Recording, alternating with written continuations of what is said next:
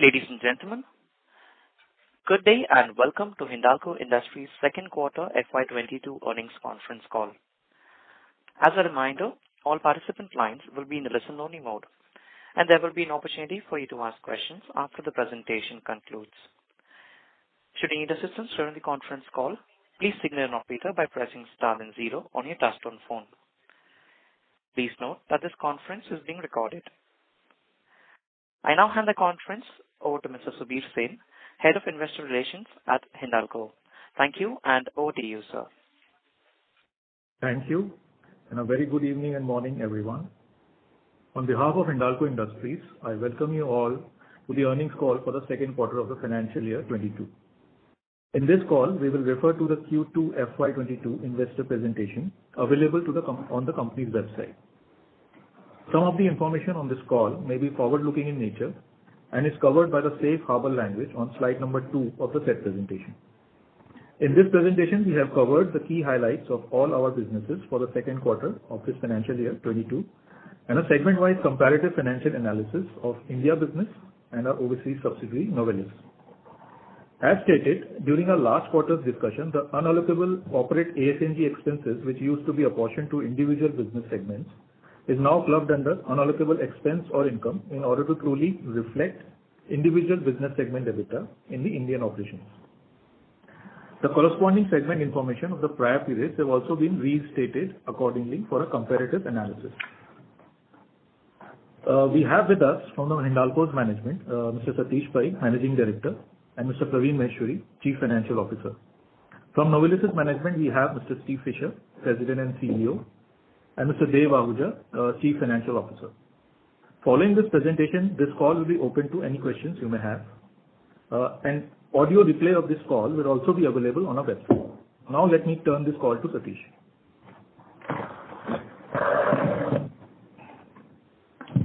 Thank you, Subir. Good afternoon, good morning, everyone. Thank you for joining today's conference call of Hindalco's earnings for the second quarter of FY22. Let me now start with our progress for the first half of FY22 across various sustainability metrics on slides 5 and 6. On the environment, we continue to focus on water, waste, air emissions, and biodiversity. We have achieved 84% recycling and reuse of waste in the first half of FY22. We have achieved 90% bauxite residue utilization at 3 of our 4 alumina refineries in the first half. At Utkal Alumina Refinery, we are currently running several research projects to reuse the bauxite residue for mine backfilling and road construction. We are committed to 100% waste recycling in terms of all waste. On water, our freshwater consumption in H1 was 36.4 million cubic meters, with a continuous reduction in consumption of water at all locations over the years. Hindalco has successfully achieved zero liquid discharge at 11 of its 15 sites and is adding 1 site each year to achieve zero water discharge by the end of the year 2025. On green cover and biodiversity, in line with the IUCN guidelines, we have implemented biodiversity management plans at 2 of our plants and 2 mines. And we have now started implementation of 4 more other mine sites. The cumulative green belt at all our sites at the end of the first half of FY22 is now spread over 4,909 acres. Coming to renewable energy and safety updates on slide 6, our assessment shows that the total potential of our on-site solar projects across all units is around 246 megawatts. So we are committed to reach this year's target of 100. Mahan is being commissioned as we speak by the end of March 2022. Over the next few years, we have so far identified are in the process of finalizing an additional 96 megawatts of solar projects. We are targeting to reach 200 megawatts of solar by the end of 25. We are currently exploring and evaluating emerging technologies in the space of energy storage, carbon capture and utilization, and hydrogen to be used as fuel. The specific energy consumption in aluminium was recorded at 82.7 at the end of first half of FY22 from the base year of FY12. On safety, we are committed to zero harm and have been continuously upgrading our safety programs and systems to meet international standards to provide a safe environment for each of our employees and contract workmen. The LTIFR was recorded at 0.3 in the first half of FY22. Unfortunately, we had one fatality recorded of a contract workman at our Indian operations in the first half of this year. Coming to slide 8, Hindalco continues to deliver its best ever business and financial performance across all businesses backed by improved macros, better operational efficiencies, higher volumes, and a strong market recovery. Novelis recorded quarterly shipments of 968 KT, up 5% year-on-year, and an EBITDA of 553 million, up 22% year-on-year, on the back of higher volumes and favorable metal benefits. EBITDA per ton stood at an all-time high of $571 per ton, up 16% year-on-year in Q2FY22. Net income from continuing operations was at 239 million in this quarter versus 144 million in the corresponding period of last year. Novelis successfully refinanced $1.5 billion unsecured senior notes with an annualized interest savings of 35 million in this quarter. Novelis continues to invest in the strategic organic expansion projects. In line with this, we recently announced a 130 million investment to enhance hot mill capacity by 124 KT and improve finishing capabilities for automotive sheets at Oswego, US. Moving on to the Hindalco's India Aluminium business performance in Q2. Our quarterly EBITDA for India Aluminium was at a record high of 3,247 crores, up 173% year-on-year. EBITDA margin was more than a decade high of 42% and continues to be one of the best in the industry. Aluminium metal sales was up 12% year-on-year at 338 KT versus 303 KT in the corresponding period, in line with market recovery. Value-added product sales were at 86 KT, up 36% on a year-on-year basis. I'm happy to share with you that our 500 KT Utkal Alumina expansion project has started its commercial production and has already achieved its rated capacity during this quarter. This will take our total capacity of alumina at Utkal to nearly 2.1 million tons per annum. Turning to the quarterly performance of the copper business on slide 9. Both our smelters ran optimally during this monsoon quarter.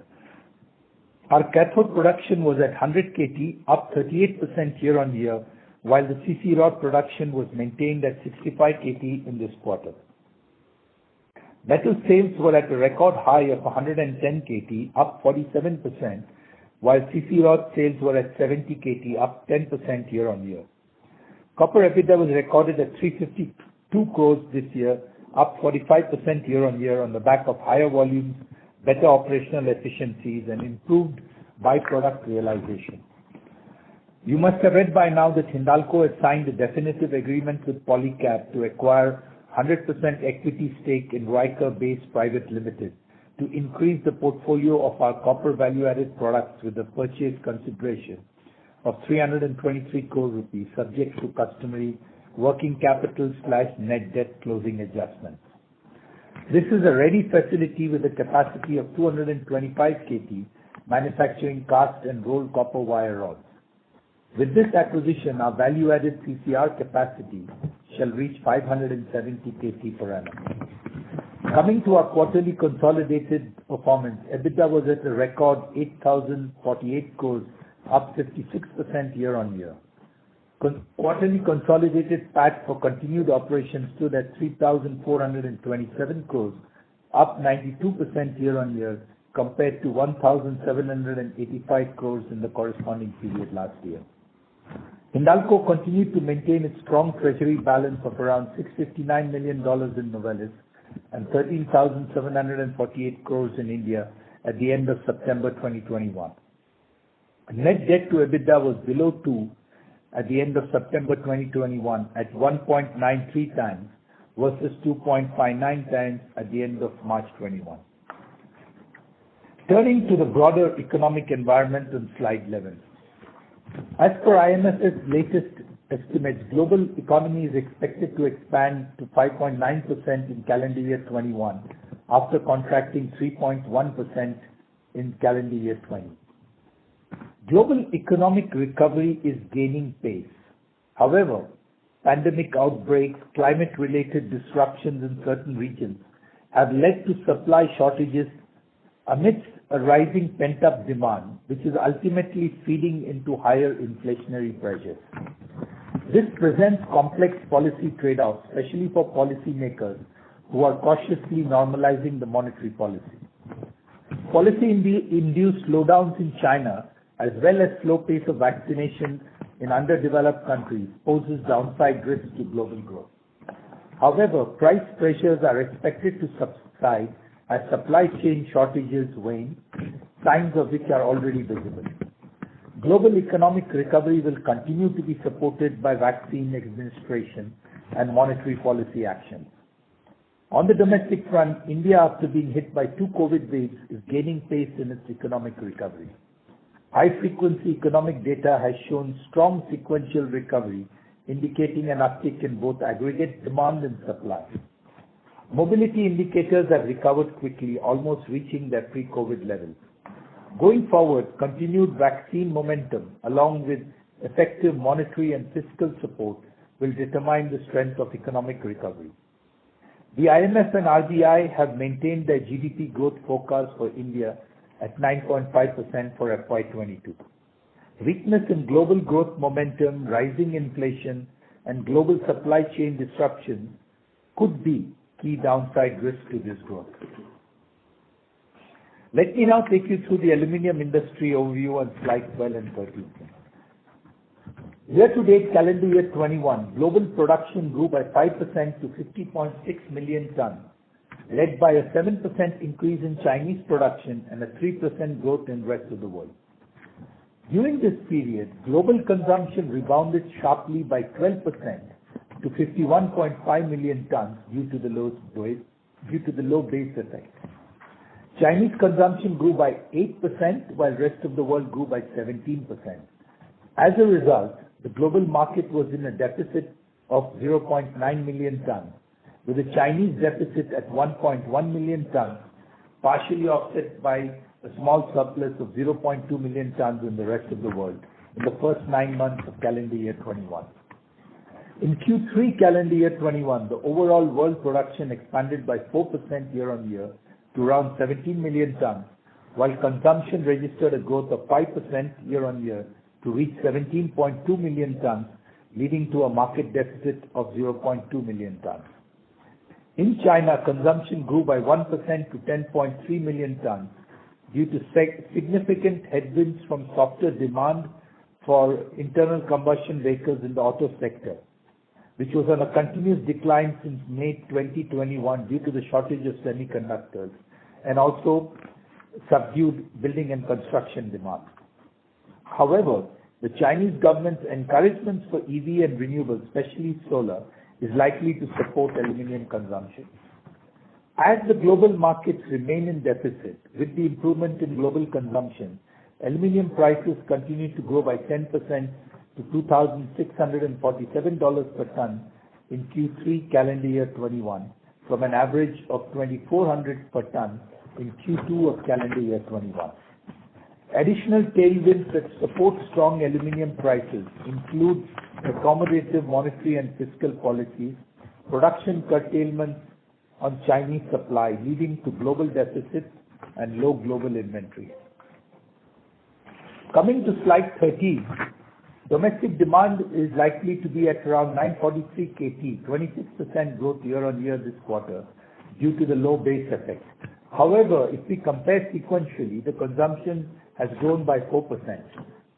This is attributable to broad-based sustained recovery across almost all sectors. However, the automotive demand softened due to semiconductor shortage, which also led to a 1% degrowth in scrap imports. Sequentially, the sale of domestic primary producers increased by 16% to 396 KT in this quarter. Going forward, with the record vaccinations and supportive policies, economic sentiments are likely to improve. This will help in a broad-based recovery across all sectors. The growth in e-commerce and onset of the festival season will continue to improve the consumption of consumer durables. Hence, if there is no third wave in India, Q3FY22 aluminum consumption is likely to be higher than Q2FY22 consumption. Moving to slide 14, the global FRP demand is expected to grow by 9% in calendar year 21 versus a contraction of around 4% in calendar year 20 on account of recovery in demand and the base effect. The market demand for beverage can sheet continues to be strong and is estimated to grow by around 3 to 6% calendar year 21. The automotive segment is estimated to grow between 20 to 25% in calendar year 21 due to the base effect and continued revival of demand. The semiconductor shortage uncertainty continues to impact OEM production and auto sheet demand. The demand in specialties is expected to grow in the range of 5 to 10% in calendar year 21, with favorable housing fundamentals in the US and Europe driving the strong B&C demand. In Q2 FY22, the domestic FRP demand is expected to grow by 34% year-on-year due to the base effect. Demand remains strong in packaging and consumer durables. B&C demand improved due to government projects. However, the auto sector faces some headwinds. Coming to the global copper industry on slide 15, for the first 9 months of calendar year 21, the global production increased by 5.7% year-on-year, while consumption increased by 6.9% year-on-year. Year-to-date calendar year 21, production in China increased by 9% and consumption by 5%, while the rest of the world production increased by 4% and consumption by 9% year-on-year. In Q3 of calendar year 21, global production increased by 6.4% and consumption increased by 4.3% year-on-year. During this period, production in China increased by 7%, while consumption was flat due to lower physical demand on account of price volatility, spread of the Delta variant, and fears because of the Evergrande debt default. On copper concentrate, due to subdued demand from the Chinese smelters, the spot quarterly TCRC in Q3 calendar year 21 witnessed an increase over the previous quarter to 14.6 cents per pound against 9 to 10 cents per pound in Q2. The spot TCRC has now surpassed the calendar year 21 benchmark of 15.4 cents per pound as labor negotiations in some large South American copper mines were concluded without any major disruption.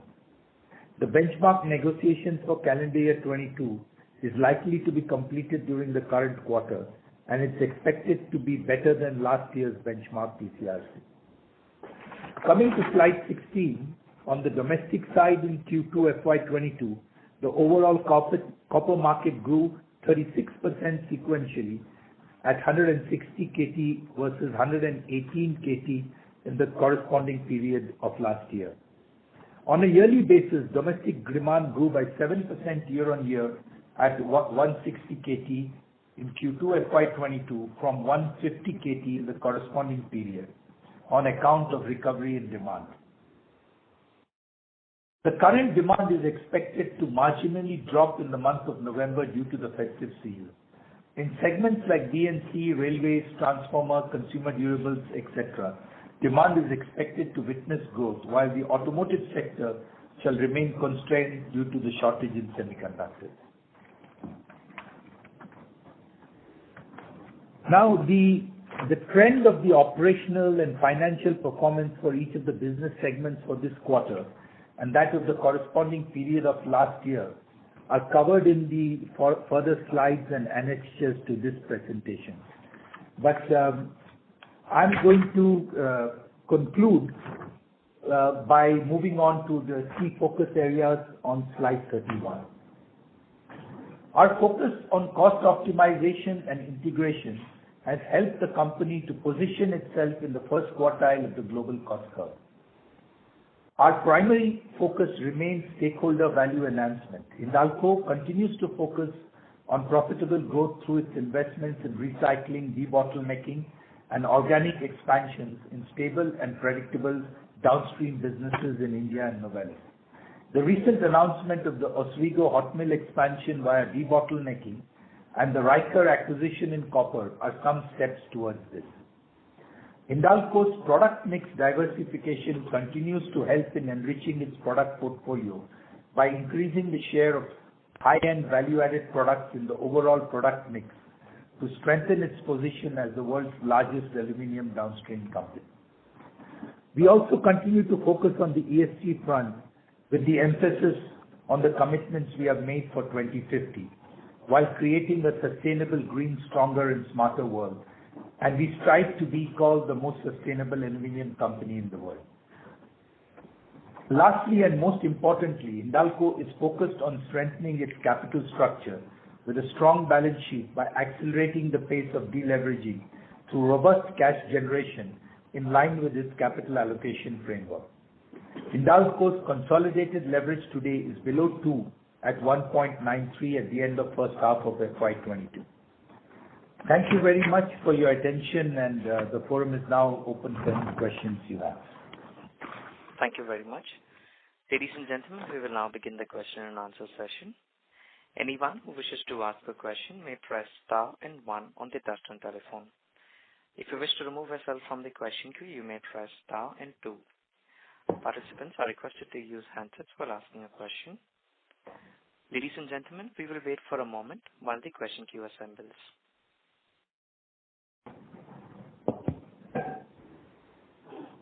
First question is from the line of Indrajit from CLSA. Please go ahead. Hi, thank you for the opportunity and congratulations on the success. Two questions from my side. First, can you help us understand how much was the alumina sales this quarter, if there was any, and how does it look vis-a-vis the 1Q? So we had a 30 KT sale of alumina from Utkal this quarter. And would have been nil or negligible last quarter? 5 KT last quarter. I think the pace of third-party sales is now going to pick up in Q3 and Q4 because we are now fully ramped up. Okay. Thank you. I just want to actually understand the realization improvement given the hedges and LME movement. It looks much sharper than probably what we have been expecting. So any color on that, any one-off or anything that we could factor in going forward? And what is the currency? Good point. So I think let me give you, if you remember last quarter, I had said that our cost of production would go up by 5%. And it went up exactly, I think it was about 5.1%. So in this quarter, in spite of all this coal shortages and other things, we managed to keep our cost of production under control. And I think the second thing is the operations were very steady. Logistics costs were under control because we managed to move a lot more by rail rather than road. So I think that's why overall we had a pretty good fall through on a good macro or LME environment. Now coming to your point on the one time, yes, we had one time which was about 130 crores of rot tip. If you remember, the rot tip finally got announced. So this quarter we took 130 crore of the rot tip.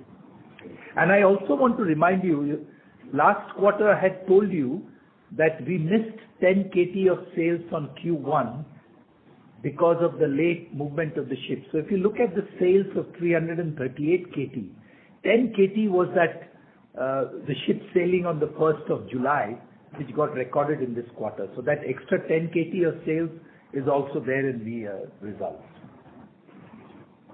And what is the COP guidance for third quarter?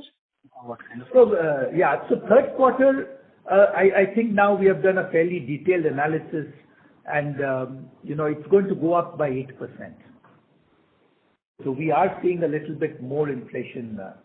But on the other hand, we also would like to say that we are starting to see some of these tightness starting to flatten out. So if you have looked at international coal prices, even freights, these are now starting to ease off. So probably Q3 may be a little bit of the peak, but we are starting to see these ease off now.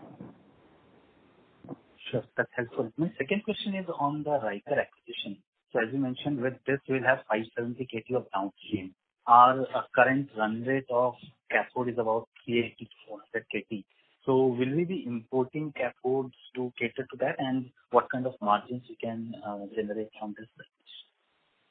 So look, I think that, besides our own cathode production, we always have what we call blisters, scrap, and you're right, we also import cathodes from Japan to convert into copper rod. Also, we have signed up an agreement with Polycab to toll their requirements as well. So some part of this could be, just tolling as well. Sure. Any guidance on what kind of margin or EBITDA we could look for in this business?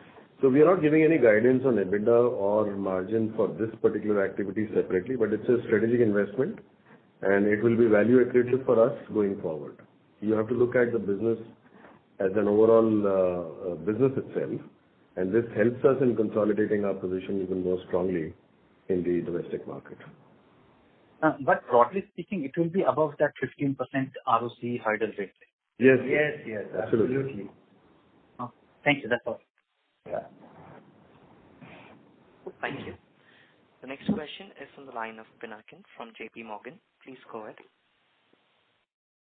Thank you very much, sir. Sir, I have one question. It's not related to earnings, but broadly, as management looks at the aluminum environment at this point of time, very strong upstream, very strong downstream, and in a large part driven by what China has done in terms of decarbonization.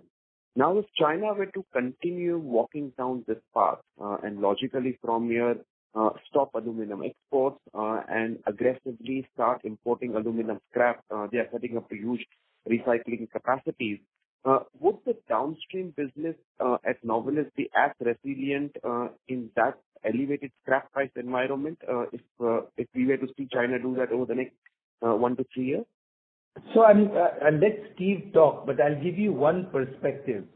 China is doing what I'm telling the Indian government should do more, in the sense that China actually has put restrictions on the type of scraps that can come to China and is very aggressively promoting domestic scrap, because now China is a large aluminium market and they are pushing for more collection and usage of domestic scrap to be collected and used in China. So your worry that, US or European scrap will largely go to China and actually even Malaysia have all started to push for more domestic and stop import of scrap coming in.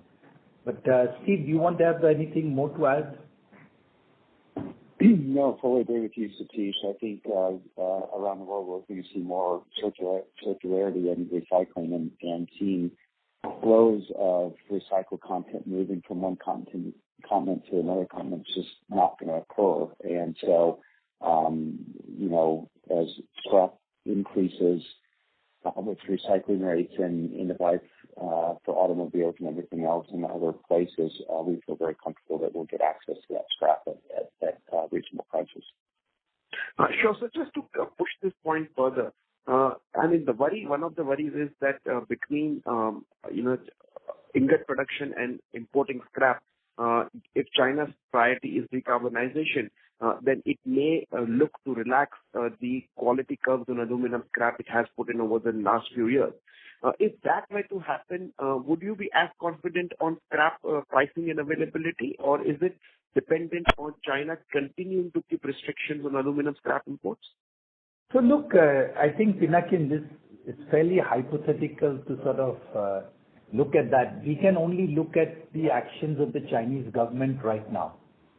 Right now they're going through a shortage, they're importing, but they're not really started to, completely open the scrap market, etc. So I do not personally believe, I think that Steve's point is that every country will be pushing to meet its obligations and will push for circular economy.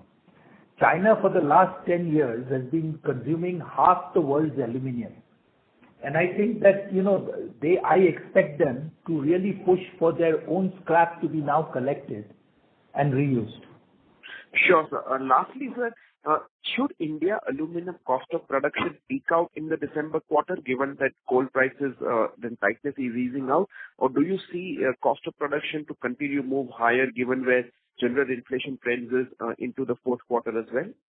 I personally, that's why I think towards the first person's question, I tried to say that I am sort of seeing many of these peaks of CP coke, pitch, international coal, furnace oil. They all sort of had spiked up dramatically. They have all started to ease out now. So I personally believe that it is probably going to smoothen out. I don't think it's going to go up dramatically from this point. Understood. Thank you very much, sir. Yeah, thanks, Vinay. Thank you. The next question is from the line of Amit Dixit from Edelweiss. Please go ahead. Good evening, and thanks for taking my question. First of all, congratulations for a very good set of numbers. I have two questions. The first one is on cash flow. So if I see from standalone operations, there is negative cash flow in H1 despite a very robust, EBITDA generation. And largely it is due to working capital, particularly payables are down significantly. So how do you see it going ahead? I mean, do we expect this working capital to start unwinding from Q3, or we have to wait for a couple of more quarters? No, I think the first half has seen a major increase in the LME. For India operations, copper LME becomes even more relevant because that's where we are buying and selling copper. So really speaking, that is what has taken up a large part of the working capital blockage in the first half. Today, the copper prices are more or less stabilized between $9,500 to $10,000. Unless it moves up further from here, which we don't see, we are not likely to see any more blockage of funds in the working capital. So really speaking, we are not feeling bad about it because it's working capital is something which is very transitory. Today it has got blocked, but tomorrow when the LME comes down, it will come out again. You'll see a cash inflow coming in at that point of time. So to answer your question, no, we are not seeing any further blockage from here onwards. And same is the situation with Novelis. So Novelis also, unless aluminum LME actually moves up, we don't see any further cash blockage there. Okay. The second question is essentially on coal mix. So last quarter, of course, we saw quite some disruption, and we are seeing it this quarter also. So if you can let us know your coal sourcing mix last quarter and how is it likely to change in Q3? So the coal mix between linkage and e-auctions was 96% and our own mines was 4%. But I think this average for the quarter hides the fact that in the last month of the quarter, when the whole coal shortage and the diversion of coal to IPP started, we actually ramped up our own mines quite a lot, which always is our swing producer. Now, the interesting thing for you could be that, in Q2 to Q1, our coal prices on a rupees per million kilocal were flat, which I think is quite a remarkable achievement. And this was largely because we were carrying heavy inventories going in. So I think in Q3, if you look at my guidance that 8% cost is going to go up, that's largely because now we have taken in more e-auction coal, and that coal price inflation is what we have built into that 8% for Q3. So as a mix, I think it is not going to change much. It's still going to be largely linkage and e-auction. Just a brief follow-up on this, but you are not seeing any shortage of coal anymore. No, I mean, let's put it this way. We were in some places tight, but we started the quarter with over 30 days inventory in coal. And I think if you go and look at our working capital block at Q1, it looked a bit high because we were carrying a lot of inventory of CP coke, pitch coal. And we do that as a routine before every monsoon quarter every year. So we did not have any, we were not down to this, 1 day, 2 days that you read. We were much better than that. Great to know. Thanks and all the best. Yeah, thank you. Thank you. The next question is from the line of Satyadeep Jain from Ambit Capital. Please go ahead. Hi. Thank you for the opportunity. A couple of questions on sustainability.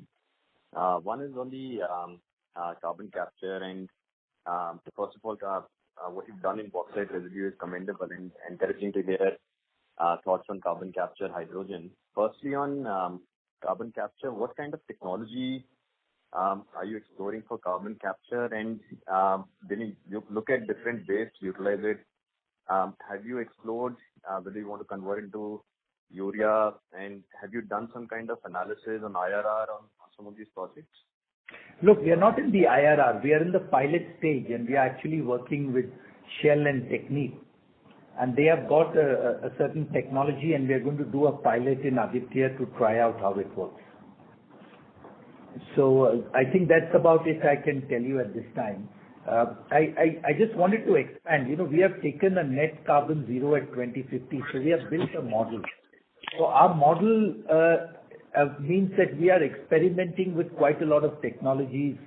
We are trying to look at hydrogen as well. We are starting to look at buying renewable power from the large power suppliers in India because they have started to offer renewable power at about 80-85% load factor. So there's a number of things that we are trying and we are experimenting to get down that carbon chain. Okay, so on that follow-up to that experimenting new technologies, two large global peers are now talking actively about inert anode technology. And one of them is actually saying they might start licensing it in a few years. I know it's still too early, but has the management explored the possibility of retrofitting the current smelters with some of these technologies? That would mean licensing these technologies from others. Now, why I'm asking this is maybe in a couple of years, other companies may start adopting it. And then given the Indian smelters have high CO2 emissions, the pressure might be there on the Indian smelters to also start licensing, even though we have net zero carbon emissions way down the road. And then related to that, would the company maybe try to optically, it seems based on what we're hearing from other global peers, that they are ahead on the technology path. Would Hindalco also look at increasing R&D on some of these new path-breaking technologies so that in future we don't have to license it from others and Hindalco can adopt its own technology? So first on the last point, we have patented a copper inserted collector bar technology that is now being bought by some of our international competitors from us. So we have already started to ramp up our R&D and projects for smelter technology. Now on this inert anode, you have to realize that this is a project that's been going on for the last 20 years. This ELYSIS technology that you are talking, Alcoa and Rio Tinto have been doing. So we have been monitoring it. I wanted to tell you that there are other such technologies on inert anodes that are going around. We are also experimenting with some of them. So in the broader scheme of things, when you look at the carbon per ton emitted on a production of aluminium, the power is 90% of that carbon. The smelting process is important, but from a pure carbon point of view is not that high. So if, just to tell you, our focus point is still on the energy source in India, because that's where we can get the maximum bang for the buck to remove the carbon. But to your point, are we looking at these technologies? Yes. Are we experimenting? Are we increasing the R&D? The answer to all of that is yes. Okay. Thank you so much. Thank you. The next question is from the line of Pallav Agarwal from Antique. Please go ahead. Yeah, good evening, sir. So I have a question. You mentioned in your opening remarks that, aluminum prices have been supported by abundant liquidity. So do you think, the tapering by the Federal Reserve with current inflationary concerns, that could start having a dampening effect on the LME prices? So I think, the market always responds far ahead of the event. So the Fed has been talking about, pulling back the liquidity measures and tapering for a while now. And if you actually look at the aluminum prices today, they are running at 26.50 compared to where it was a couple of months or a month and a half or 2 months ago at about 3,000. So I think the monetary policy part is already baked in, but what is coming back is the basics of supply and demand. The basics of supply and demand is that even with whatever you say, we still have a deficit today after 9 months of the calendar year at 0.9 million tons, and people are predicting it to go up. So I think that, the between the tailwinds and the headwinds for aluminium, the basics fundamentals are still pushing towards a much more firmer LME. Please don't ask me to predict it. Sure, sir. So because in the past, sometimes we've seen that when interest rates go up, the carry trade, between the forward and the spot, that some unwinding can take place. So that was just one of. No, that has already taken place. If you look at the aluminium or even the copper, the aluminium is a very small contango for 3 months, some $15 or $18, and then it's a backwardation.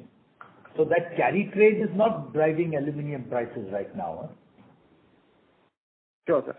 Also, any change in our hedge position from last time? No. As we said, right now we are just watching because it's a big backwardation. Huh? For next year, it's $150 to $170 backwardation right now. Sure, sir. So what do you think is causing this backwardation? Is it that the short-term supply squeeze is pushing up spot prices? Yeah, I think so, because you see the aluminium prices shot up to 3,000 very fast. And that's why the big backwardation, at that time the backwardation was even more.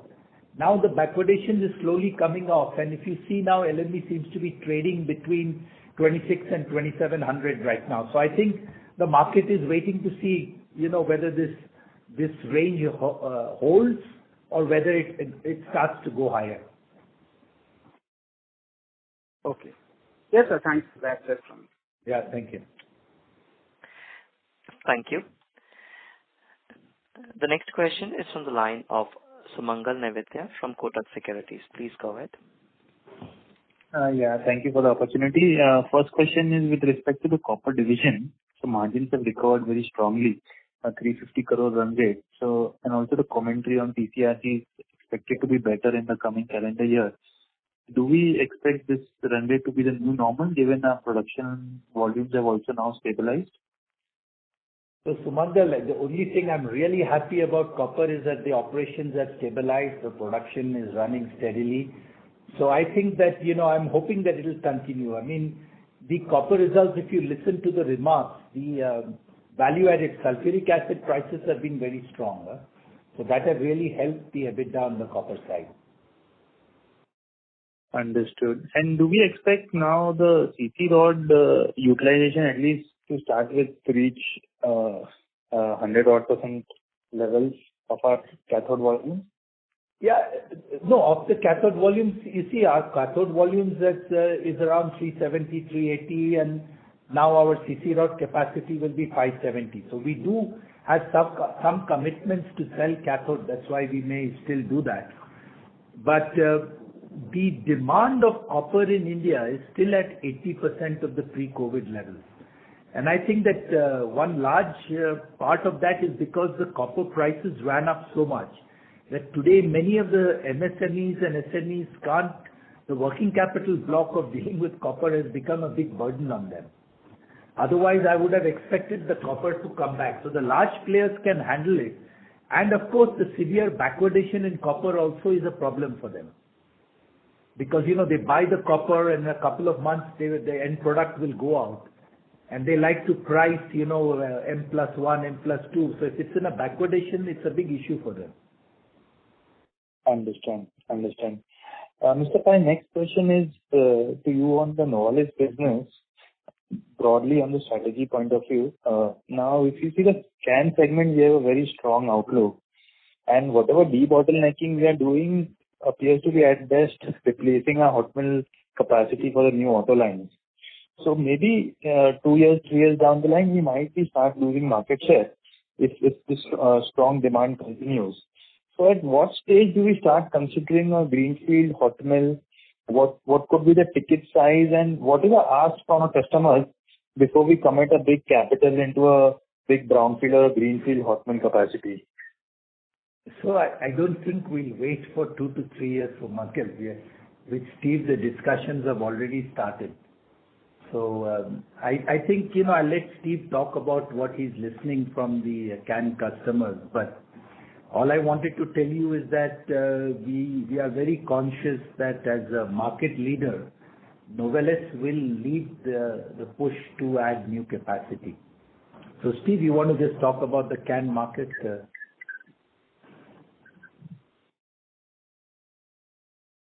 The flat roll aluminum markets are strong really across the world, but they are driven a lot by a large base in used beverage or own beverage can. And so we see this opportunity. We're in dialogue with our customers and see it probably most predominantly in the North America and Europe regions. And as far as, discussions and contract sizes, those are all things that we're working through right now with the strong demand and continue to evaluate the opportunity. As far as, whether it's continued debottlenecking and brownfield expansions or greenfield, those are still discussions that we're having. So it's probably too preliminary to discuss, size of investments, but we certainly understand the opportunity. And as Satish said, as the market leader here, really envision leading the industry in adding additional capacity here. Understood. But just in terms of ticket size, when we just do finishing line, it's a couple of $100 million. But for a hot mill, greenfield, brownfield, could it run into $1 billion plus kind of a ticket size? I think why don't you wait for us to announce, then we'll. I think it's no point in just speculating. But you're right to say that it is going to be a certain number of X times just a optimization project or a cold mill. Got it. Thank you and all the best, sir. Thank you. Ladies and gentlemen, in order to ensure that the management is able to address questions from all participants in conference, please limit your question to 2 per participant. If time permits, you may join the queue for any follow-up. The next question is from the line of Abhijit Mitra from ICICI Securities. Please go ahead. Yes, thanks for taking my question and congrats on a great set of numbers. My question is more on the metal sales in the Indian operation. So we are looking at around 330, 340 KT run rate. How do you see this number changing, over the next couple of years? And also if you can give a brief update on the expansion plans out there, any new additions, any thoughts that you'd like to share? Thanks. So look, the run rate is not 338. As I said, 10 KT was a spillover. So normally it's around 320 to 325 per quarter is what we normally sell. And I think that the bigger project for us is that we are now at about 36% of it is value added. And we have announced the Silvassa extrusion plant, the FRP expansion, and we are steadily trying to improve the value added percentage from 36% upwards. So that's really our strategy. So from a pure metal total upstream, downstream total sales, that number is not going to move up too much in the next 2 years because we are not adding any new smelter capacity. Now that being said, we do have one line that we had closed in Renewable. We are restarting that line in November, so we will get about 20-30 KT more of metal coming in. Annually, not per quarter, yes.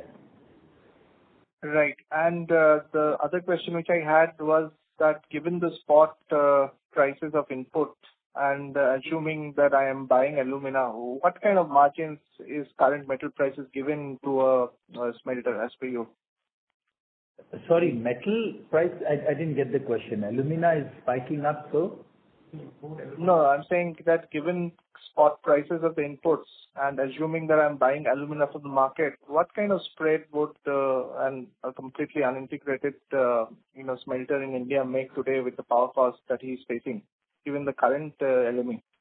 Well, I think that you probably need to look at one of our competitors and make that assessment. Yeah, but it will be very thin. It is running quite thin, is what the assessment would be. Yeah, it depends. I mean, today the spot prices of alumina are 450, but you have to realize that, people normally will look at it over a quarter, few months. So if it persists at 450, then yes, somebody who does not have alumina is going to get badly impacted. Right. That's all from my side. Thanks. Yeah. Thank you. The next question is from the line of Rashi Chopra from Citigroup Global Markets. Please go ahead. Thank you.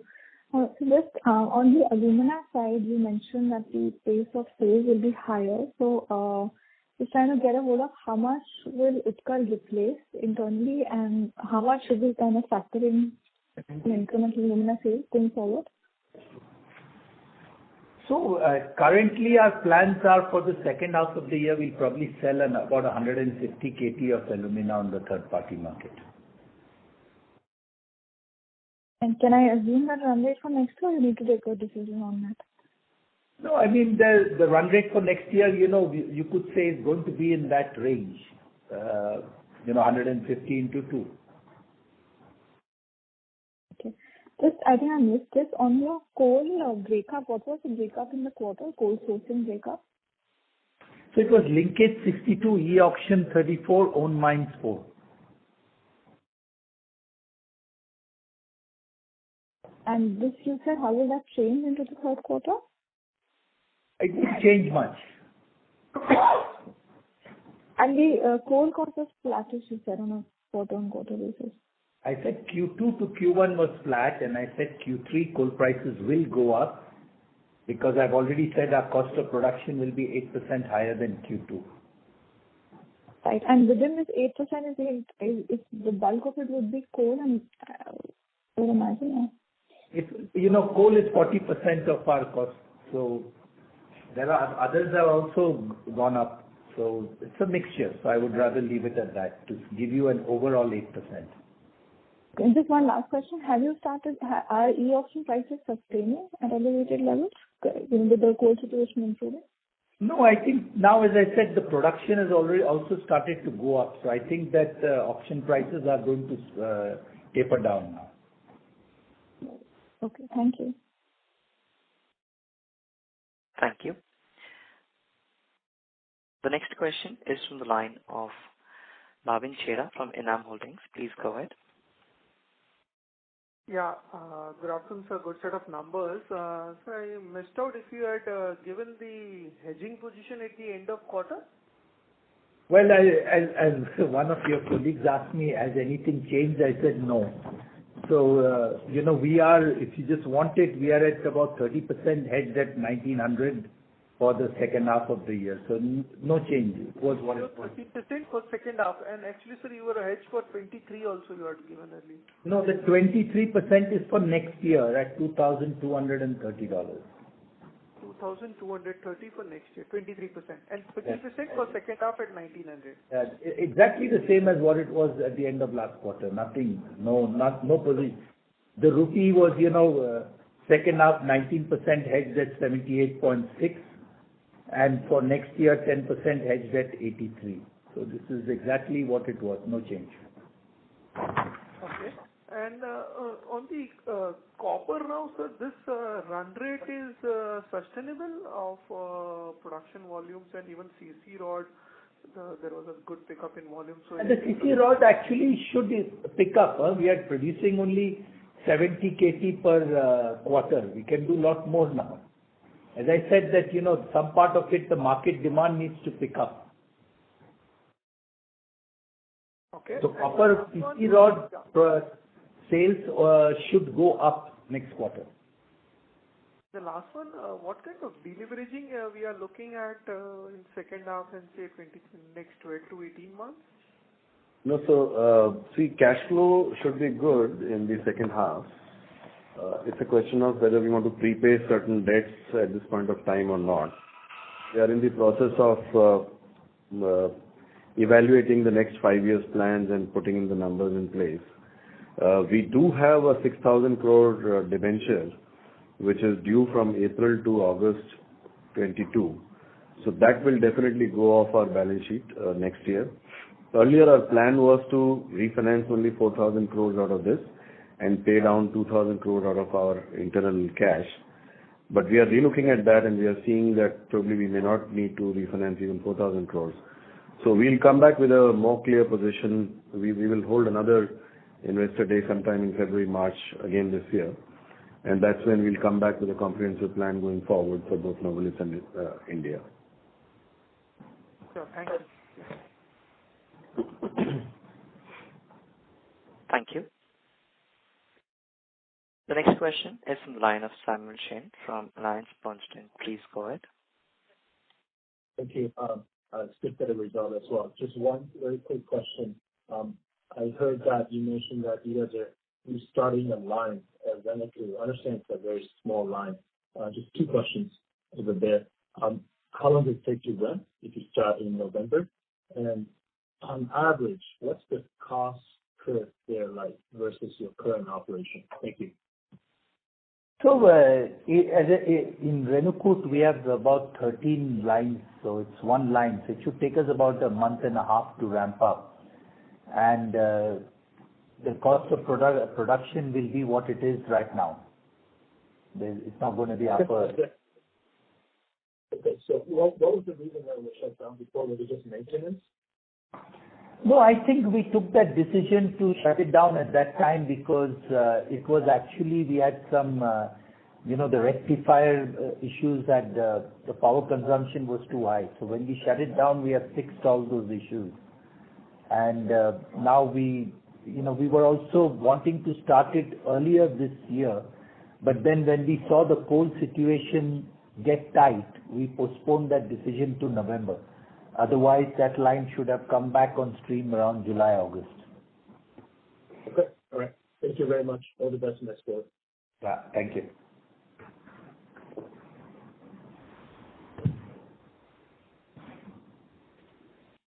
Thank you. The next question is from the line of Vishal Chandak from DAM Capital. Please go ahead.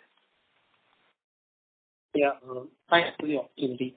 So, given the strong cash flows that you have across the board, both in the Indian business as well as in Novelis and also Utkal would also be generating a little bit of cash flow. How do you now look at your capital deployment? Would you want to revisit them between capex, long-term, short-term, and distributing more because you already have kind of reached more than desired optimal leverage levels? But the cash flows, keep on coming up stronger than what anyone would have anticipated probably a year ago.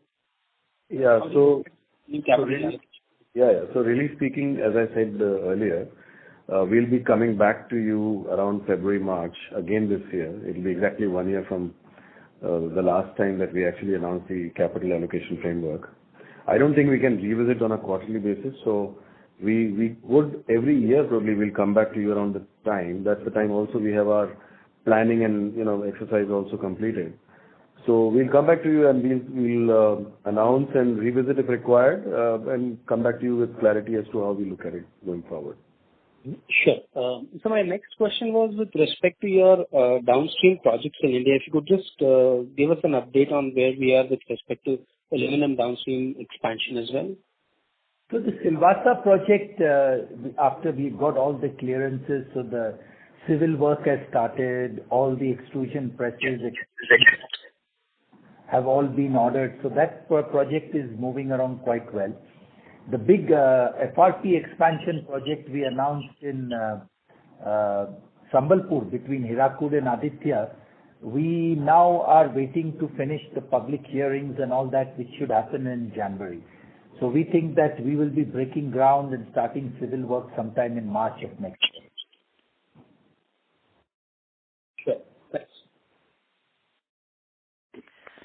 Thank you. The next question is from the line of Tarang from Old Bridge Capital. Please go ahead. Yes, sir. Good evening. Two questions from my side. One, the source of power and cost of power is obviously a big factor which will drive your upstream capital allocation besides LME. But does your apprehension on committing new capital to upstream also stem from the fact that as we move forward, a lot of global incremental demand could potentially be fed by secondary metals? Not really. I think that, I think we have discussed this on many calls. The biggest issue for smelter expansion in India is two things. One is the availability of your power source, and second is the type of power source. We have made commitments from an ESG point of view. So if you are going to announce coal-based expansion of smelting, we are going to have a lot of problems with our investors. But the second point equally is that if you look at the power situation in the country, I'm very nervous about committing a smelter without having a steady power supply that is and a power cost that I know of. Because LME's, let's say, smelting expansions that are announced at the peak of the curve. By the way, Aditya and Mahan were announced in 2007 when LME was at this peak. So it's fairly risky. So our strategy has always been that we are going to plow this money that we are generating to more and more value-added downstream projects. Okay. So my second question is, as Utkal incremental production comes on stream and you discontinue procurement of alumina from some of your other refineries, what kind of margin expansion can we see on a per ton of alumina? No, look, I think what you'll have to take into account is that Utkal is probably 100% more efficient than the Muri and the Renewable refineries. But of course, as I've said, that some part of their demand we will try to meet with Utkal. But if we also balance the fact that, the Renewable refinery is tightly integrated, no logistics costs, and it goes straight away. So if you can make a very good margin, if alumina prices are at 450, then we do the cost analysis and probably it's better to sell it on the third party market. Okay. Thank you, sir. Thank you. The next question is from the line of Ritesh Shah from Investec. Please go ahead. Hi, sir. Thanks for the opportunity and congratulations on this set of numbers. So two questions. One is, have you already defined the scope of pumped hydro? That's one. And is it replicable across different sites in India? That's the first question. Second related question, anything incremental on the gas supplies, costing, anything from the government based on our interactions? So on the gas first, the gas pipeline, we are expecting somewhere around January, February for the Sambalpur pipeline to come up. So, and that's why I think that will be a very important event for us, because then we will experiment in Aditya with 50% coal, 50% gas-fired. And if that works, then we are making a big step towards our carbon commitment. So we will get to know sometime next year. On the pumped hydro, you can't just replicate it everywhere because the provider has to have that ability to pump the water to a reservoir at a height. So currently we are talking about to someone who has that facility in Telangana and talking about wheeling it to Odisha. So it's not easy to just replicate everywhere because you need to have the ability to pump it high and then transmit it. But I think if the national grid takes off and some of these cross-subsidy wheeling charges can be moderated, then you can take it in a place where it's generated and move it in the grid to anywhere in the country. Thank you. So just to check, basically you indicated 50% gas and 50% coal. This is very interesting. So what should be the indicative pricing on gas that we are looking at? I think earlier you had given numbers on parity, like around $4 only, that it makes sense for us. Can you help us with something? Yeah, actually $5 is what would make sense, but it depends also on the coal price and what will happen with the carbon taxes and all that if it gets introduced. But currently the parity price is around $5. Okay. Sir, another question. Sir, how is Novelis Europe placed just in case if Europe comes up with some curbs on exports of non-ferrous scrap? Is it something which is going to be good for us? We are already self-sufficient and we procure it from the region itself. I'm just trying to make sense of LME scrap spreads if some change in regulation happens in Europe. Steve, Dave, you want to take that? Sure. Yeah, so we are very. Go ahead, Dev. Yes, please. Sorry.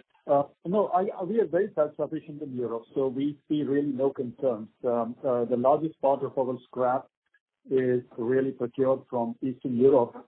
Besides, we also buy scrap in the UK, where we have recycling. So in both these places, we are very, very locally dependent. So we have really no concerns on availability in case of any change of policy.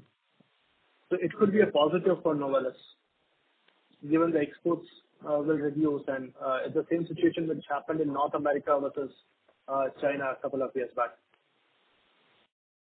Yeah. So really, I think we'll see what happens. Again, we are getting into speculative territory, but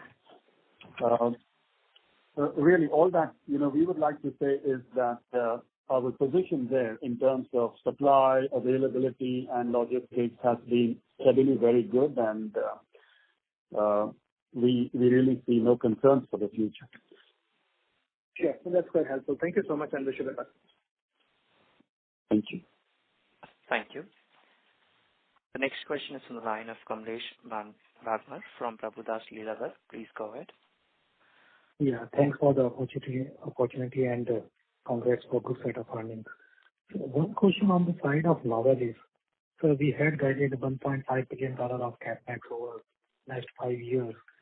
So as we are seeing strong demand in North America, so would we be doing the capex beyond that guidance, or it would be within that guidance?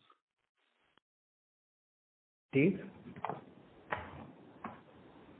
Yeah, I think we've talked a little bit this morning about some very significant opportunities in the marketplace, driven by the sustainability trends around beverage cans, and so we continue to evaluate those opportunities. And so, we, as Praveen had said earlier, we had put out some guidance a year ago. We see more opportunity, probably strategically, than that guidance, but it's let us come back in that February timeframe, and we'll be able to talk, I think, in more specifics about some of the growth capex at the Novelis level. Okay. That's all. Thanks a lot. But just to stress it out, so what considerations would be there on that part, like say on the net debt EBITDA, or like say the capital allocation policy which we had highlighted, that what percentage of like say cash flows would be dedicated on that part? So would there be any color on that?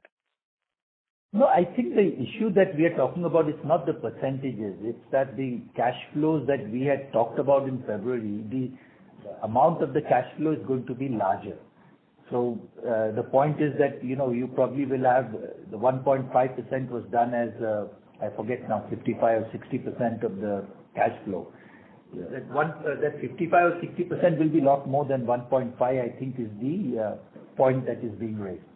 So I think that, as Steve said, why don't we do recognize, and I think there are going to be more expansion organic projects, and we will outline that in February. We are working on it now. Thanks a lot. Thank you. Ladies and gentlemen, due to paucity of time, that will be our last question for today. I now hand the conference over to Mr. Satish Pai for closing comments. Thank you, and over to you, sir. No, thank you very much. I think we are quite happy that between Novelis and Hindalco, we had a great quarter. I would dare to say that it probably shows the advantage of the integrated model between upstream and downstream now, because the downstream is steadily performing, market is good, and when the macro is good, the upstream pitches in. And I think that is what shows in an integrated model that we have delivered a fantastic quarter. So thank you very much for your attention and wish you the best. Thank you very much. Ladies and gentlemen, on behalf of Hindalco Industries Limited, that concludes this conference. Thank you all for joining us, and you may now disconnect your line.